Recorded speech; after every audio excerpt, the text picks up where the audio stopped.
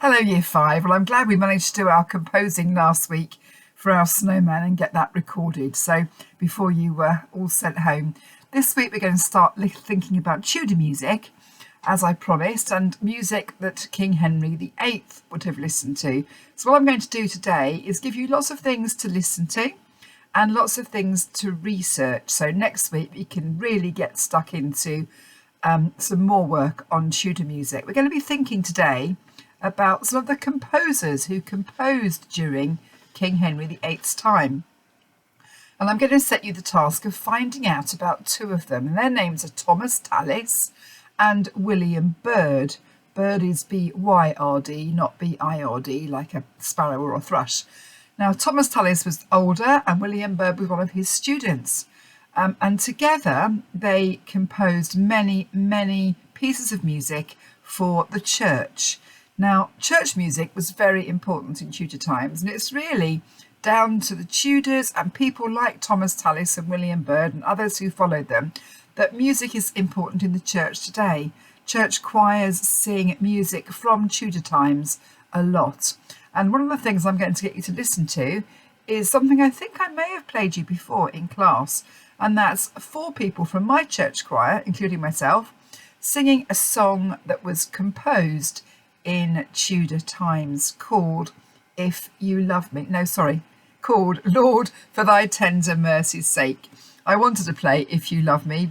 I haven't actually got us recording that, but I will play that by somebody else.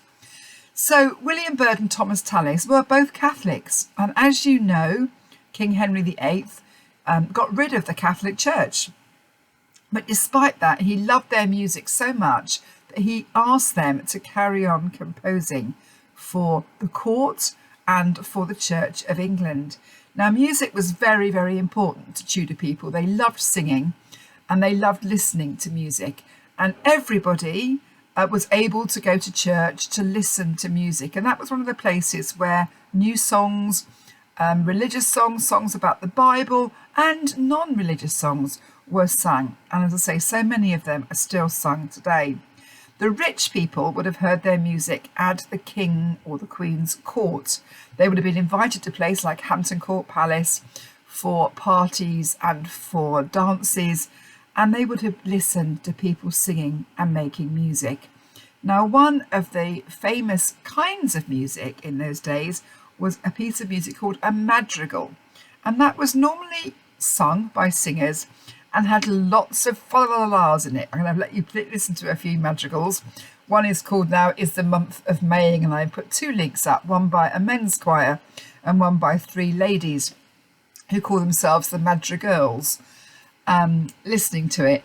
And it's very light-hearted, it's fun, and you'll hear that everybody is singing something different. In the same way that my church choir, when you hear us singing, you'll hear we're all singing a different line. And there's a word for that, which I hope you're going to try and remember for next week. And that word is polyphony, P-O-L-Y, poly, which means many, and phony from the word phonics, which means sounds, many sounds. So polyphony or polyphonic music. It's a word I want you to try and remember, and I'll write it down so you can see it written down. So I'm going to play you 2 madrigals, and I want you to have a go at writing your own madrigal. I'm going to give you a sheet of paper that looks like this. And the tune is actually Deck the Halls with Boughs of Holly, because if you remember that Christmas carol, you've got Deck the Halls with Boughs of Holly, fa la la la la la la, and that's very much in the style of a madrigal. So what you're going to do, you've got musical notes here. Now I know some of you are going to panic and say, I can't read the music, but you can. You all know how to read rhythms.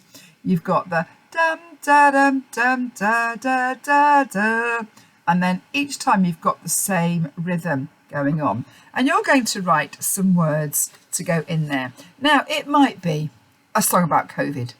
You might be singing, I have tested positive, la la la la la la. I know it's not something we really want to be happy about, but I don't care what you write about. You can write about COVID, you can write about not being at school, you can write about the things you love doing at home, you can write a song about anything you like. It could be about your pet, about your family. I don't mind. I just want you to have a go at writing some lyrics. Now, I don't mind if it doesn't rhyme. If you think about the song, deck the halls with boughs of holly, la la la la la, 'tis a season to be jolly, they rhyme. If you want to make yours rhyme, that's absolutely fine, but it doesn't have to. The most important thing it has to do is to fit in to those notes. Dum, da, da, da, da, da, da, da. You've got 8 sounds there, probably 8 words, but you can have a longer word like holly over 2 syllables. So use your imaginations, sing it, see if it works. If it doesn't work, have another go.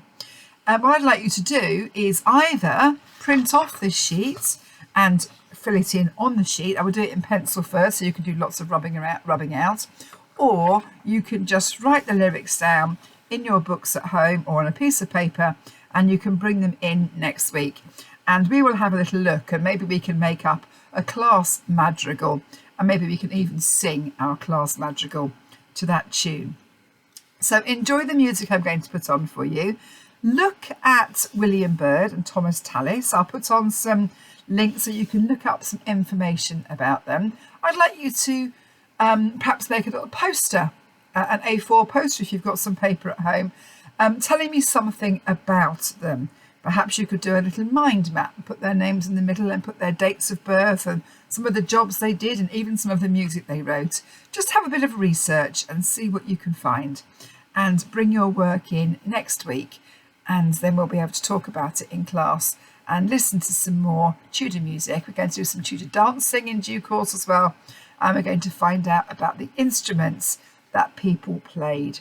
You might like to have a little challenge and find out which instrument King Henry VIII played.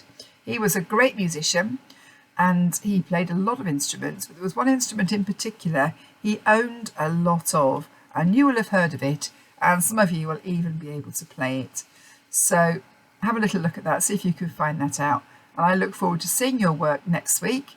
And in the meantime, enjoy listening to the selection of Tudor music that I'm going to put up for you. Bye.